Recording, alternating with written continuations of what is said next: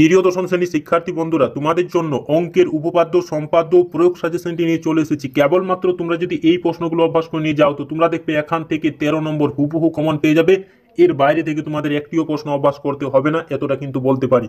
দেখে নাও 49 নম্বর উপপাদ্য, পৃষ্ঠা নম্বর 285। এই প্রশ্নটি কিন্তু 100% একটি কমনযোগ্য প্রশ্ন, মোস্ট ইম্পর্টেন্ট। দেখো, পিথাগোরাসের উপপাদ্য, যে কোনো সমকোণী ত্রিভুজের অতিভুজের ওপর অঙ্কিত বর্গক্ষেত্রের ক্ষেত্রফলের ওপর দুই বাহুর ওপর অঙ্কিত বর্গক্ষেত্রের ক্ষেত্রফলের সমষ্টি সমান। এই প্রশ্নটি মোস্ট ইম্পর্টেন্ট। তোমরা সকলেই এই প্রশ্নটি কিন্তু খুব সুন্দরভাবে অভ্যাস করো, তোমরা দেখবে এই প্রশ্নটি কমন পেয়ে যাবে। এই মতো একটি প্রশ্ন, মোস্ট ইম্পর্টেন্ট। তারপরে দেখো 48 নম্বর উপপাদ্য, পৃষ্ঠা নম্বর 255।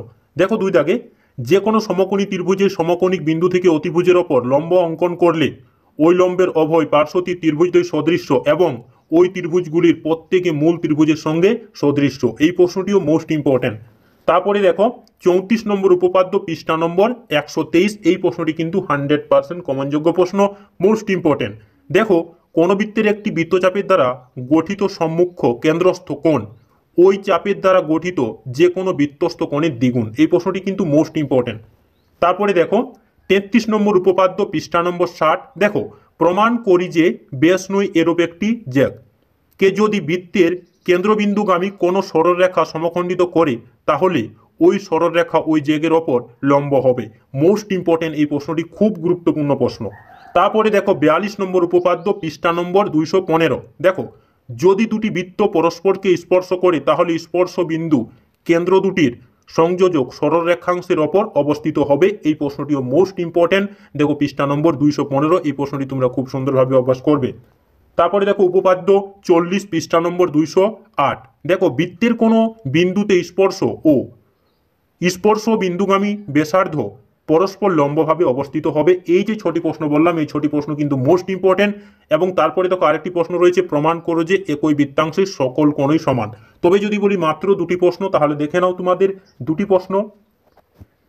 দেখো, এখানে প্রথম দাগের যে প্রশ্নটি বলেছিলাম পিথাগোরাসের উপপাদ্য, এই প্রশ্নটি কিন্তু মোস্ট ইম্পর্টেন্ট। এবং একটি দেখো 3 দাগে যেটি রয়েছে 34 নম্বর উপপাদ্য, পৃষ্ঠা নম্বর 123। এই 2টি প্রশ্ন করলেই তোমরা দেখবে এখান থেকে একটি প্রশ্ন হুবহু কমন পাবে, এতটা কিন্তু বলে গেলাম। এই প্রশ্নগুলো কিন্তু মোস্ট ইম্পর্টেন্ট। তারপরে দেখো উপপাদ্য প্রয়োগ যে সাজেশনটি রয়েছে, এই সাজেশনটি কিন্তু মোস্ট ইম্পর্টেন্ট, তোমাদের সামনে শেয়ার করব। এই প্রশ্নগুলো তোমরা যদি কেবলমাত্র অভ্যাস করে নিয়ে যাও, তোমরা দেখবে এখান থেকে কিন্তু হুবহু কমন পেয়ে যাবে 3 মার্কস। তো তোমরা দেখে নাও এই প্রশ্নগুলো। দেখো প্রয়োগ 21, পৃষ্ঠা নম্বর 138। দেখো, আমরা আর এই প্রশ্নগুলো পড়ছি না, তোমরা দেখে নাও তোমাদের পাঠ্য বইয়ে যেটা রয়েছে সেই বই থেকে তোমরা এগুলো দেখে নাও। তারপরে দেখো প্রয়োগ 8, পৃষ্ঠা নম্বর 168, প্রয়োগ 5, পৃষ্ঠা নম্বর 288। তারপরে দেখো প্রয়োগ 22, পৃষ্ঠা নম্বর 256। তো দেখো, তোমরা এই 4টি প্রশ্ন যদি অভ্যাস করো তো তোমরা দেখবে এখান থেকেই একটি প্রশ্ন কিন্তু হুবহু কমন পেয়ে যাবে। তো তোমাকে আর আমি রিস্ক নিতে বলবো না, কারণ দেখে নাও এই প্রশ্নগুলো, নিচের কয়েকটি প্রশ্নগুলো তোমরা একটু অভ্যাস করে নিয়ে যাও, তোমরা দেখবে এখান থেকে 3 মার্কস হুবহু কমন পেয়ে যাবে। দেখো প্রয়োগ 10, পৃষ্ঠা নম্বর 63। তারপরে দেখো প্রয়োগ 12, পৃষ্ঠা নম্বর 132। প্রয়োগ 5, পৃষ্ঠা নম্বর 167। প্রয়োগ 9, পৃষ্ঠা নম্বর 168। তারপরে দেখো প্রয়োগ 14, পৃষ্ঠা নম্বর 216। প্রয়োগ 18, পৃষ্ঠা নম্বর 252। তারপরে দেখো প্রয়োগ 19, পৃষ্ঠা নম্বর 255। তো দেখো, তোমরা এই প্রশ্নগুলো প্রয়োগ থেকে অভ্যাস করো, তোমরা দেখবে এখান থেকেই কমন পাবে, এতটা কিন্তু বলতে পারি। তারপরে দেখো সম্পাদ্য সাজেশনটি একটু দেখে নাও। দেখো, এখানে একটি সমদ্বিবাহু ত্রিভুজের অঙ্কন করো যার ভূমির দৈর্ঘ্য 5.2 সেমি এবং সমান বাহু দুটির প্রত্যেকটি দৈর্ঘ্য 7 সেমি। তো ত্রিভুজটির পরিবৃত্ত অঙ্কন করো। তো দেখো, এটি একটি মোস্ট ইম্পর্টেন্ট। তো তোমরা এটি একটু অভ্যাস করে নিয়ে যাবে, তোমরা দেখবে এগুলো পেরে যাবে খুব সুন্দরভাবে, এগুলো একটু অভ্যাস করে নিয়ে যাও। তারপরে দেখো জ্যামিতিক উপায়ে √21 মান নির্ণয় করো। এবছর কিন্তু এরকম একটি কিন্তু টাইপের প্রশ্ন আসবে, তো তোমরা অভ্যাস করে নিয়ে যাবে, তোমরা দেখবে এখান থেকে কমন পেয়ে যাবে। তারপরে দেখো একটি ত্রিভুজ অঙ্কন করো যার একটি বাহুর দৈর্ঘ্য 6.7 সেমি এবং বাহু সংলগ্ন কোণ দুটির পরিমাণ 75 ডিগ্রি ও 55 ডিগ্রি। ওই ত্রিভুজের একটি পরিবৃত্ত অঙ্কন করো। মোস্ট ইম্পর্টেন্ট এই প্রশ্নটিও।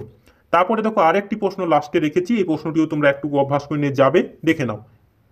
দেখো 8 সেমি ভূমি ও 6 সেমি উচ্চতা বিশিষ্ট একটি সমকোণী ত্রিভুজের অন্তর্বৃত্ত অঙ্কন করো। তো দেখো, তোমাদের এই প্রশ্নগুলোই ছিল সম্পাদ্য, উপপাদ্য, প্রয়োগ থেকে। তো তোমরা কেবলমাত্র এই প্রশ্নগুলো অভ্যাস করো, তোমরা দেখবে এখান থেকে 100% হুবহু কমন পেয়ে যাবে।